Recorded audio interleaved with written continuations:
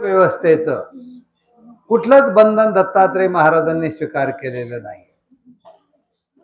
जन्म पहा, खेळ क्रीडा पहा, त्यांचं दानदातृत्व पहा,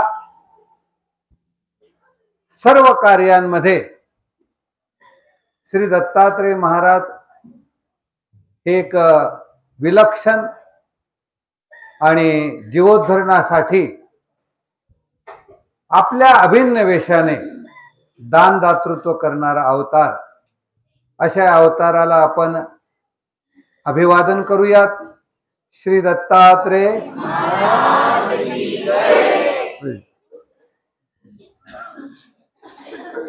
म्हणजे मी पुन्हा पुन्हा तुमच्याकडून सुद्धा अर्चन करू इच्छितो. जितक्या वेळा आपण दत्तात्रय प्रभूंचं नाव घेऊ तेवढा आपला लाभच आहे. तो तुम्हालाही होतोय, मलाही होतोय, आपल्या सर्वांनाही होतो. श्रवण पठन योगे चिंतने जीवशुद्धी करुणी परसुखाची, यासाठीच, या उद्यमासाठीच आपण निघालेलो आहोत. आणि मी तुम्हाला सांगत होतो की दत्तात्रय महाराजांच्या वेगवेगळ्या वैशिष्ट्यामध्ये आज आपण दत्तात्रय प्रभूंचे अनेक वेश पाहणार आहोत. अनुभवणार नाहीत, पाहणार आहोत. म्हणजे आपल्या चर्मचक्षुने तर ते दिसणार नाहीच, परंतु या गुरुजनांच्या ज्ञानदृष्टीने आपल्याला तो परमेश्वर पाहता येतो. कारण देवाने असन्निधान धर्मामध्ये आम्हाला हे गुरुजन एक ज्ञानाचा डोळा म्हणून दिलेले आहेत. आणि म्हणून दत्तात्रय प्रभूंनी आपल्या दैनंदिन जीवनामध्ये आपल्याला माहित असलेले, म्हणजे आमच्या सर्वज्ञ श्री चक्रधर स्वामींनी निश्चित केलेले आणि आमच्या महानुभाव पंथाच्या तत्वसंहितेमध्ये निश्चित झालेले 10 वेश तुम्हाला मी सांगणार आहे.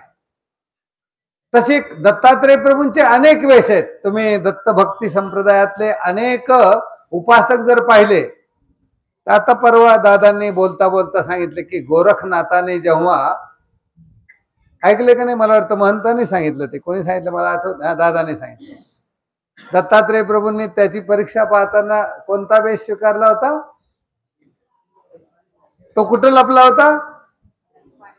पाण्यामध्ये बेडक झाला होता. दत्तात्रय प्रभूंनी पुन्हा तिथून शोधलं. तसं सोपं आहे का शोधणं? दत्तात्रय प्रभूंना सुद्धा तसं व्हावं लागलं. आम्हाला सांगायचे की दत्तात्रय प्रभूंचा अवतार आहे, असा अवतार आहे ज्याला अपग्रेड म्हणतात. लहानात लहान होणे, मोठ्यात मोठं होणे, गरीबात गरीब होणे, श्रीमंतात श्रीमंत होणे. कधी ऋषी वेशात, कधी संन्यासाच्या वेशात, कधी बाल वेशात, तर कधी गोंधळ्याच्या वेशात, तर कधी पारध्याच्या वेशात. अशा पद्धतीने दत्तात्रय प्रभूंचं हे कार्य आपल्याला आढळून येईल. याच्या पाठीमागची कारणमीमांसा पहिल्यांदा मी तुम्हाला सांगू इच्छितो. असे आता आमच्या स्वामींचा यतिमुनीचा वेश आहे, श्री चक्रपाणी महाराजांचा अवधूत वेश आहे, श्रीकृष्ण भगवंताचा राज्यवेश आहे. एकाच वेशामध्ये दत्तात्रय प्रभू सोडून सगळे अवतार एकाच वेशामध्ये खेळ क्रीडा करत राज्यकर्ते झाले. राज्यकर्ते तर झालेच झाले, परंतु आपलं कार्य आटोपलं आणि मग पुरांतर करून पुन्हा दुसऱ्या कार्यासाठी पुन्हा अवतार खेळ क्रीडा करतायत. मागही होते, आताही आहेत, पुढेही आहेतच. परंतु दत्तात्रय प्रभू हे असे अवतार आहेत की जे कालही होते, आजही आहेत आणि उद्याही राहणारच आहेत. आणि म्हणून त्या दत्तात्रय प्रभूंच्या चिरायू अवताराला आपण वंदन करूयात कृतज्ञतापूर्वक. केवळ आमच्यासाठीच हा दत्तात्रय महाराज आजही या सह्यांचळाच्या पर्वतावर अधिष्ठित करत आहे. आणि आज या सायंकाळच्या पूजावसरी या अंबाळीच्या अधिष्ठानाच्या साक्षीने आपल्याला त्याचं अर्चन करता आलं, पूजन करता आलं, त्याबद्दल कृतज्ञता व्यक्त करत अंबाळीचे मी तुम्हाला अगोदर वेश सांगतो. दत्तात्रय प्रभूंचे वेश जे आहेत, वेश देणं तुम्हाला थोडक्यात, म्हणजे ज्यांना नोट्स काढायचे, कारण आम्हाला परीक्षाही घ्यायच्या आहेत, त्यामुळे तुम्हाला सगळे माहिती पाहिजे. आम्ही वेळ कमी असतो त्यामुळे आता 5 गुरु म्हणजे 6च गुरु झाले, पण आता परीक्षेमध्ये जेव्हा तुम्हाला विचारलेले 24 गुरु कोणते ते तुम्हाला सांगता बी आले पाहिजेत ना, किंवा कोणी सांगितले किती सांगितले तेही सांगता आले पाहिजे. आणि म्हणून मी तुम्हाला पहिल्यांदा सांगेल की दत्तात्रय प्रभूंच्या विविध वेशांमधले ज्यांना लिहिता येतं त्यांनी लिहून घ्या, ज्यांना मेमरीमध्ये साठवता येतं त्यांनी मेमरीमध्ये साठवा. आजकाल मोबाईल तर आहेतच तुमच्याकडे. आणि म्हणून दत्तात्रय प्रभूंच्या विविध वेशामध्ये पहिल्यांदा दत्तात्रय प्रभूंनी अनुसया मातेला बालवेशामध्ये दर्शन दिलेलं आहे. त्याचा आनंद व्यक्त करूयात.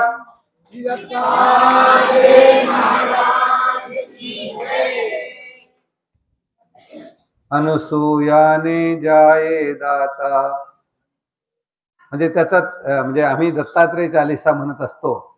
त्या दत्तात्रय चालीसेमध्ये तीनों बालक हो गए ब्रह्मा विष्णु महेश, अपनी माया डाल कर खेलन गए सर्वेश. अशा या दत्तात्रय प्रभूंना माता अनुसयेला श्री दत्तात्रय प्रभूंनी कोण्या वेशात दर्शन दिलेलं आहे?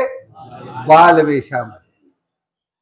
खरं म्हणजे अजन्मा जन्मासी आला, तिच्या तपसामर्थ्याने, तिच्या साधनेने, तिने केलेल्या प्रार्थनेने दत्तात्रय प्रभू म्हणजे परमेश्वर अवतार अनुसया मातेच्या पोटी जन्म घेते झाले. कसे घेतात? अरे या परमार्गाचे दोष त्यांनी पोटात सामावले, इथून त्याची सुरुवात झाली. आणि त्या सामावलेल्या दोषाच्या मोबदल्यात प्रत्यक्ष परमेश्वर अवतार त्या अनुसया मातेच्या पोटी अत्री पासोनी अनुसयेच्या गर्भी श्री दत्तात्रय प्रभू अवतार स्वीकारला. तो बालवेशामध्ये, तो बालवेश आम्ही आठवूयात आणि आमच्याही पोटी श्री दत्तात्रय महाराजांसारख्या परमेश्वर अवतारांनी जन्म घ्यावा अशी अप्राप्ती भावत आपण त्या बालवेशाला आठवूयात. श्री दत्तात्रय. ठीक आहे, वेळ किती हो चिचोंडीकर महानुभाव?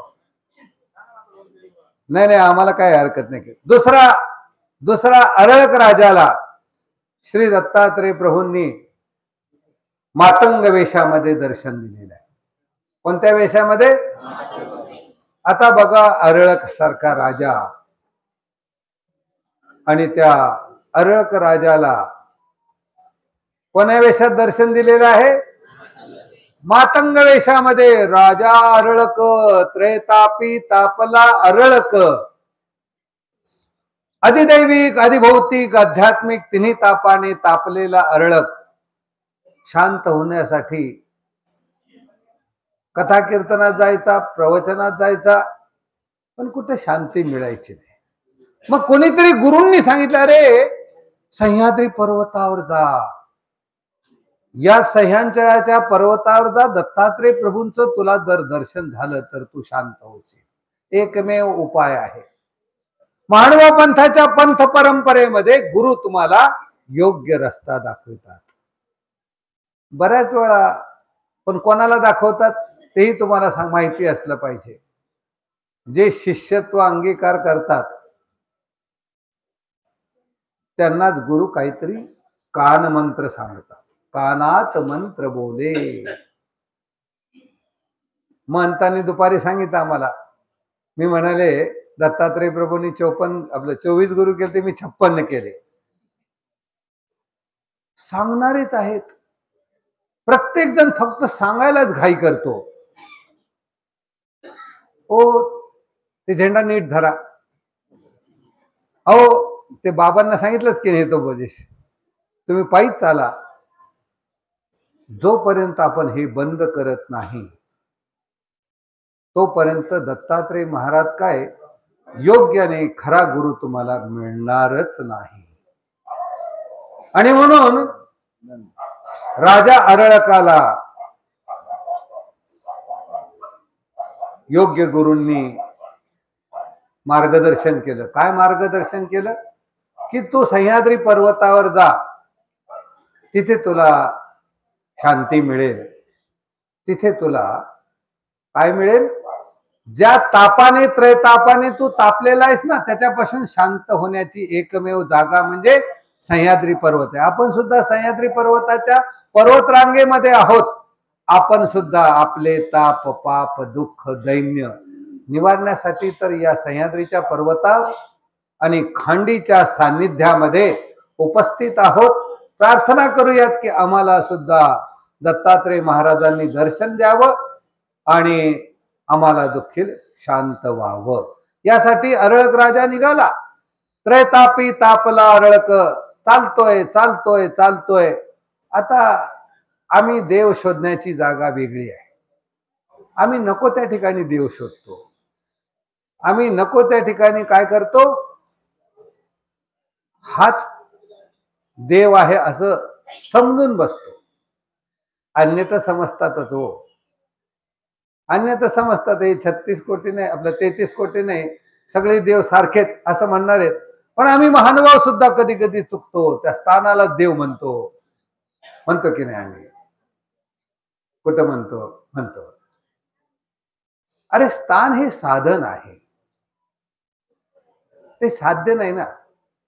आणि म्हणून इथं चुकल्यामुळे ते दर्शन होत नाही. जे मिळायला पाहिजे ते मिळत नाही. ते देवाला प्राप्त करण्याचं साधन आहे.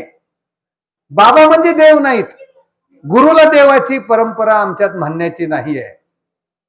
गुरु हे देव दाखविणारे आहेत, ते देव नाहीत. हे जर तुम्हाला ज्ञान झालं तर मग मात्र तुम्हाला दत्तात्रय प्रभू दर्शन देतील. म्हणजे आपण शिष्य बनलो पाहिजे, तेव्हा परमेश्वर दर्शन देत असतात. लक्षात ठेवा. आपण सगळे काय बनत असतो? गुरु. एक तर गुरगुर करतो आणि दुसरं म्हणजे हितोपदेश करतो. सबसे तेज आजकाल एवढ्या स्पीड मध्ये फॉरवर्ड होतं. एका मिनिटात इथे घडलेलं या माध्यमातून, एक तर ऑनलाईन असतात, नाही तर लगेच सबसे तेज फॉरवर्ड होतं. आपल्यात जिरू द्या ना. आपल्याला जे मिळतं आहे ते आपल्यामध्ये मुरू द्या. आंबा मुरू द्या. जेवढा आंबा मुरेल तेवढा आपोआप परमेश्वर कृपा होत असते. आणि म्हणून राजा अरळक चाललेला आहे. त्याच्या कल्पना वेगळ्या आहेत. कुठेतरी एखादा मोठा बाबा भेटेल, कुठेतरी एखादा मोठा देव भेटेल. त्याच्या कल्पना आहेत. शांत होण्याची जागा त्याने कथा कीर्तनात ऐकलेली होती, पुराणांमध्ये ऐकली होती. आणि तो परमेश्वराच्या शोधार्थ, शांतीच्या शोधात निघाला. परंतु दत्तात्रय महाराजांनी त्याला दर्शन कोण्या रूपात दिलेलं आहे? का दिलं असेल? आता मातंगाला, आता हा राजा ब्राह्मण कुळातला, मातंग कोणत्या? खालच्या हीन कुळातला. तो पाहून त्यांना बघितलं असेल का त्याने अगोदर? नजरानजर त्याने केली असेल का? परंतु परमेश्वराची कृपा त्याच्यावर होती. त्यांना परमार्गाचं शुभचिंतन होतं. ज्या गुरूंनी आज्ञा केली होती त्या आज्ञेचं सामर्थ्य होतं. या तिन्हीचा मिलाप झाला आणि दत्तात्रय प्रभू दर्शन देते झाले. परमेश्वर दर्शन देत असतात. परमेश्वराचं दर्शन घेणं आपल्या हातात नाहीच आहे. त्याने ठरवलं तरच होईल. श्रीकृष्ण भगवंताला सुद्धा अर्जुनाने म्हटलं की अरे देवा, आतापर्यंत मी तुला माझा काय म्हणत होतो? सखेती मत्वा प्रसभम यदुक्तम, हे कृष्ण हे यादव हे. काय म्हणायचं? माझा मित्र आहे, सखा आहे. परंतु जेव्हा विश्वरूप प्रगटलं तेव्हा काय झालं? आणि मग जे सांगती ते घेतलं. म्हणजे परमेश्वराने जेव्हा ठरवलं तेव्हा त्याचं दर्शन होतं. आणि त्या अरळक राजाला दत्तात्रय प्रभू या मातंगाच्या वेशामध्ये दर्शन देत देत काय म्हणाले? फक्त शंभली शंभली शंभली एवढे 3 शब्द उच्चारले. आणि नजर न देणारा 4 हात दुरून चालणार. कारण हे ब्राह्मण, ते खालचे मातंग. आता इळ्या भोपळ्याची भेट झाली, होईल का जवळीक? परंतु जसा शब्द ऐकला आणि काय झालं, तिन्ही तापाने तापलेला अरळक शांत झाला. आणि कसा शांत झाला? जेव्हा तो शांत झाला तेव्हा त्याच्या लक्षात आलं की हाच माझा सर्वस्व आहे, हेच माझं सर्वस्व आहे. आणि म्हणून जेव्हा त्रैताप दुःख झाले तेव्हा अरळक राजा शांत झाला. त्या मातंग वेशाला आणि त्या भगवंताच्या अगम्य लीलेला अंतःकरणामध्ये आठवत तो वेश आपल्याही दर्शनासाठी उपलब्ध व्हावा, त्या नाही त्या कोणत्या वेशाने दत्तात्रय महाराज दर्शन देते व्हावेत, अशा प्रकारची प्रार्थना करत श्री दत्ता. तिसरा वेश आहे ऋषी वेश. तुम्हाला म्हणताने ऋषी वेशामध्ये कार्तवीर राजाला दर्शन दिले का नाही? आपण चरित्र पर्वाच्या निरूपणात ऐकलेलं आहे की जेव्हा कार्तवीर राजा त्रैतापित आपला तो उपाळिंग झालेला जो कार्तवीर्य राजा होता, सहसा अर्जुने करधुपे तुझ तोष विले, सहस्रबाहू वलयांकित राज्य दिले, तैशा परी जरी प्रभू तुझ तोष विता, अंकावरी दशमते मजराज्य देता. अशा या कार्तवीर्य राजाला, म्हणजेच ज्याचं नाव सहस्रार्जुन पडलेलं आहे, त्याला ऋषी वेशामध्ये दर्शन दिलेलं आहे. त्या कार्तवीर्य राजाप्रमाणे मला देखील श्री दत्तात्रय प्रभूंच्या चरणासाठी तन मन धन समर्पित होत दत्तात्रय महाराजांचं दर्शन व्हावं अशी इच्छा मनामध्ये बाळगत आपण त्या ऋषी वेशाला आठवूयात. श्री दत्तात्रय. नंतर आहे श्री चक्रपाणी महाराजांना दत्तात्रय प्रभूंनी दिलेल्या व्याघ्र वेशामध्ये दर्शन. आता आपण एक लग्न आहे, व्याघ्र वेशित्वा भेट दिदली, ज्ञानशक्ती ही पूर्ण स्थापिली, मस्तकी तुझा हात सज्जना, हे दयानिधे श्री कृपा घना. ज्या व्याघ्रवेशामध्ये श्री चक्रपाणी महाराजांनी दर्शन घेतलं आणि मागचे लोक मागं पळाले, पुढचे लोक झालं का कोणाला बाकीच्यांना दर्शन? पोव्हा घेऊन निघाली होती यात्रा, पण दर्शन कोणाला झालं? फक्त श्री चक्रपाणी महाराजांना. या सगळ्या सृष्टीमध्ये, या सगळ्या मनुष्यांच्या मांदियाळीमध्ये मला दर्शन व्हावं, केवळ हे परमेश्वरा तुझं दर्शन मला व्हावंच, अशा प्रकारची आर्त आपल्याकडे पाहिजे. तोच व्हावा, तोच भेटावा, नको मला दुसरं काय. जशी ती एखादी आई तिला असलेल्या 10-5 लेकरांमध्ये, आणि ती सकाळी उठल्यानंतर ती 10-5 लेकराची आता राहिलीच नाही, पण अनेक मुलांची आई जी असते तिची सकाळी उठल्यानंतरची कसरत तुम्हाला माहिती असते. एक रडतं, एक झोपलेलंच असतं, एक ओरडतं, एक खायलाच मागतं, एक खेळायलाच मागतं, आणि अशा या धावपळीमध्ये तिची एकट्याची कसरत होत असते. आणि मग ती काय करते? कोणाला खेळणं देऊन गप करते. आजकालच्या मोबाईल देऊन बंद करतात. मोबाईल घे, ते भुनभुन कर. महिलांना सोपा पर्याय सापडलेला आहे. कोणाला काय देऊन ती आई जशी गप करते. पण एकच लेकरू असं असतं, हट्टी असतं. ते म्हणते नाही, तुझ्या कडेवरच बसायचं मला. काय म्हणते? मला तुझ्या कडेवरच बसायचं. शेवटी आई ऐकत नाही आणि ते मुलंही ऐकत नाही. तिच्याकडे एकच शस्त्र असतं त्या मुलाकडे. गडबडा लोळायला सुरुवात करते, मोठ्याने ओरडते. आता मात्र आईला पाजर फुटतो, जाऊ द्या. सगळी कामं टाकून ती काय करते? आपल्या मुलाला उचलते, कडेवर घेते. हे दत्तात्रय महाराजा, आपणही प्रार्थना करूयात. आम्हाला बाकी काही नको. मला तर काही नको आहे. तुम्हाला काय पाहिजे ते तुम्ही ठरवा. मला तर देवच पाहिजे, तुम्हालाही देवच पाहिजे, त्यासाठी तुम्ही निघालेले आहेत. आम्हाला या यात्रेत सहभागी झाले नव्हेत, इथे उपस्थित असलेल्या प्रत्येकाला देवच हवा आहे अशी आपल्या सर्वांची आर्त आहे. आणि ती आर्त दत्तात्रेय महाराज निश्चितच पुरवितील असं अभिष्ट चिंतन करतो आम्ही. आणि श्री दत्तात्रेय, ज्या दत्तात्रेय प्रभूंनी दर्शन दिलं त्या दर्शनाच्या विविध वेशांच्या परंपरेमध्ये यदू राजाला आपण पाहिलं की 24 गुरु आख्यानामध्ये अवधूत वेशामध्ये दर्शन दिलेलं आहे. परशुरामाला जेव्हा परशुराम कैलासावरून आला आणि रेणुका मातेने सांगितले की अरे तुला दत्तात्रेय प्रभू ओळखून येणार ना, मग मी सांगते ना, कारण ज्ञानविग्रहाला दर्शन आहे, त्यामुळे परशुराम अज्ञान विग्रह होतं, त्याला काही समजत नव्हतं. रेणुकेने कान मंत्र सांगितला. दुसरी गुरु लक्षात ठेवा, आपली जन्मदेती आई असते. आई आपली हितचिंतक असते, पण आईचे डोळे मोठे असतात आणि मुलाचे डोळे लहान असतात. तोपर्यंतच आईच्या डोळ्याच्या नजरेमध्ये मुलं असतात. पण एकदा का मुलांचे डोळे मोठे झाले, म्हणजे थोडेसे ते आजच्या परिभाषेमध्ये मतदानाला अधिकारी झाले की मग त्यांचे डोळे मोठे होतात, आईचे डोळे लहान असतात. मग ते काही पोरगा ऐकत नाही, मग आमच्याकडे घेऊन येतात, म्हणे बाबा सांगा नाही या पोराला काहीतरी. आता काय सांगून उपयोग?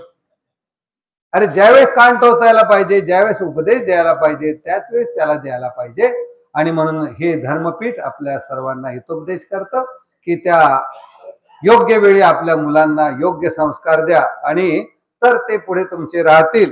सांगत होतो की परशुरामाला आईने सांगितलं काय, कावडी तुझ्या कोंब फुटला, त्यासी देखता दत्त भेटला, खांदी कावडी दत्त चिंतना, हे दयानिधे श्री कृपा घना. ज्याप्रमाणे दत्तात्रेय महाराजांनी परशुरामाला दर्शन देण्यासाठी रेणुका आईचा शब्द काय केला, परमेश्वर काय करत असतात, अशा पद्धतीने कोणी दिलेला शब्द प्रतिपालन करण्यासाठी परमेश्वराला सुद्धा वश व्हावं लागतं. कधी कधी असं होतं की गुरूंनी दिलेल्या शब्दाला परमेश्वराला वश व्हावं लागतं, देवतेंनी दिलेल्या वरदानाला परमेश्वराला वश व्हावं लागतं. ही ताकद आईमध्ये आहे, ही ताकद गुरूंमध्ये आहे, ही ताकद देवतेंमध्ये सुद्धा आहे की देवतेने दिलेले वर, गुरुजनांनी दिले वर, आईने दिलेलं वर हे परमेश्वराला सिद्धी न्यावेच लागतात. आणि म्हणून या सगळ्यांची कृतज्ञता व्यक्त करत आपल्यालाही एखादं आई भेटावी, जी माऊली माझी श्री चक्रधर माऊली आहे, त्या माऊलीपासून सगळ्यात माऊली आहेत. त्या माऊलींच्या माऊलीपणामुळे, गुरु माऊलींच्या माऊलीपणामुळे आणि माझ्या श्री चक्रधर माऊलीच्या माऊलीपणामुळे आम्हाला देखील दत्तात्रेय प्रभूंचं दर्शन व्हावं अशी प्रार्थना करूयात. श्री दत्ता. त्यानंतर शंकराचार्यांना दिगंबर वेशामध्ये भेट दिलेली आहे. सप्तर्षी ऋषींना कुष्ठवेशामध्ये दर्शन दिलेलं आहे. आणि आमच्या प्रत्यक्ष परंपरेमध्ये कपाटे नागराज वासांना पंचाळेश्वर या ठिकाणी फकीराच्या वेशामध्ये श्री दत्तात्रेय प्रभूंनी दर्शन दिलेलं आहे. मला वाटतं मी कालच्या निरूपणात त्याचा संदर्भ थोडासा सांगितला की असं होतं, तुमचं कोणाची भांडण असू द्या तर परमेश्वर भेटणार नाही. तुमच्या मनात दुसऱ्याविषयी काही संकल्प विकल्प असू द्यात, परमेश्वर दर्शन देणार नाही.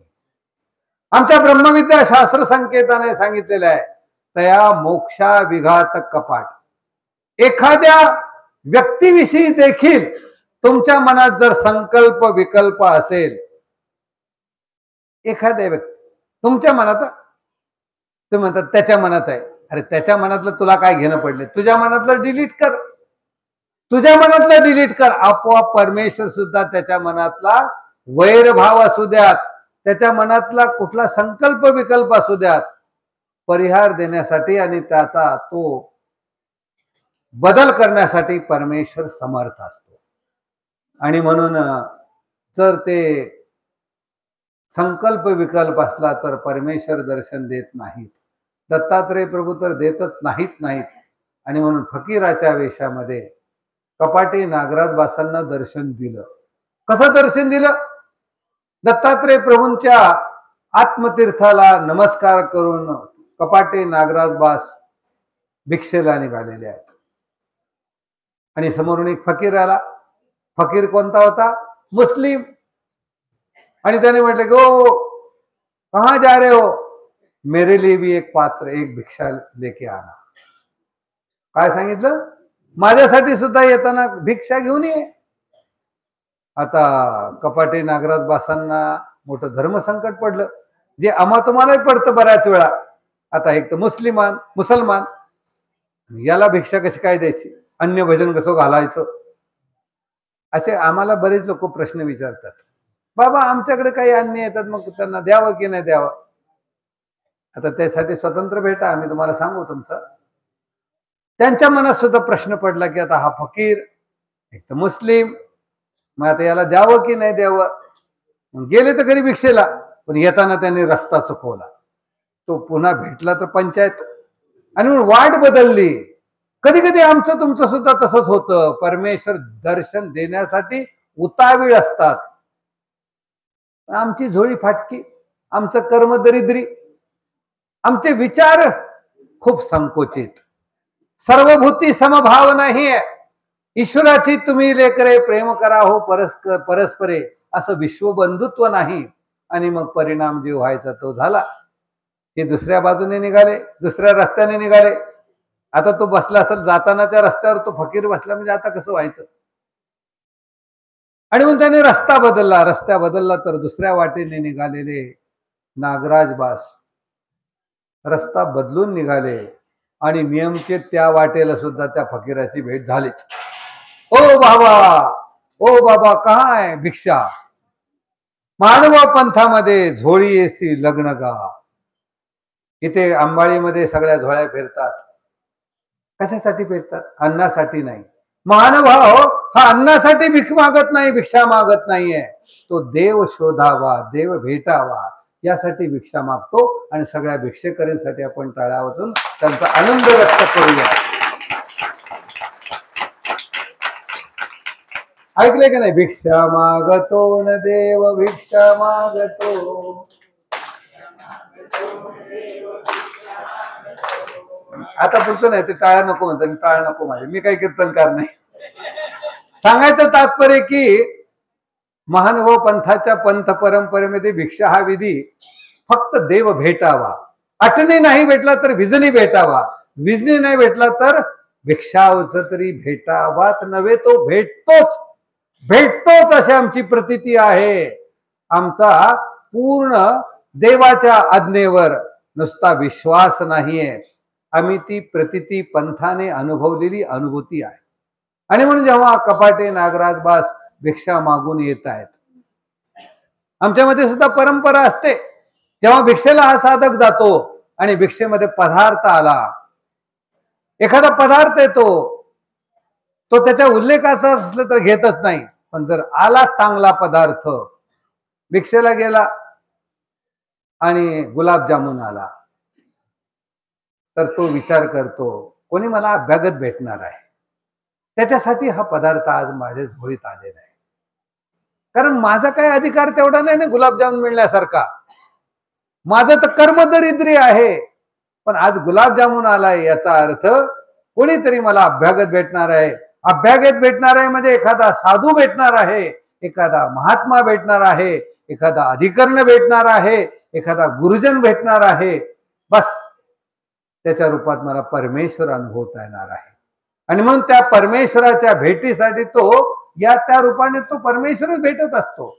असन्नदानामध्ये असं काही डायरेक्टली आम्हाला ऋषीवेशात तर त्या दर्शन होणं अशक्यच आहे, परंतु अनुभूती दर्शन आजही आम्हा महानुभावांना प्रत्येक साधकाला जो त्याच्या कृपेमध्ये आहे आणि यांच्या आशीर्वादाच्या छत्रछायेखाली आहे त्यांना दर्शन होतच.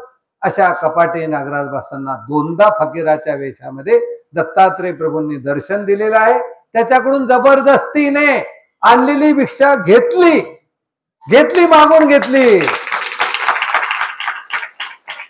घेतलीच नाही, तिथेच बसून लगेच फकीराने आपल्याला मिळालेलं पाळ लगेच, आपण कसं तिथं पाळ मिळालं की पर्यंत तर आमचं संपायचं.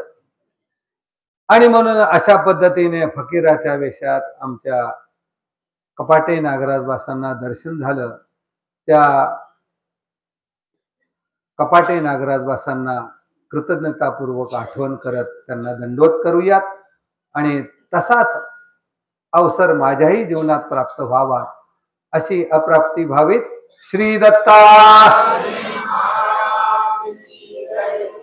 आता मी माझा वेळ जवळजवळ संपत आलेला, खालची मला आता शर्ट वडायला लागलेले, म्हणजे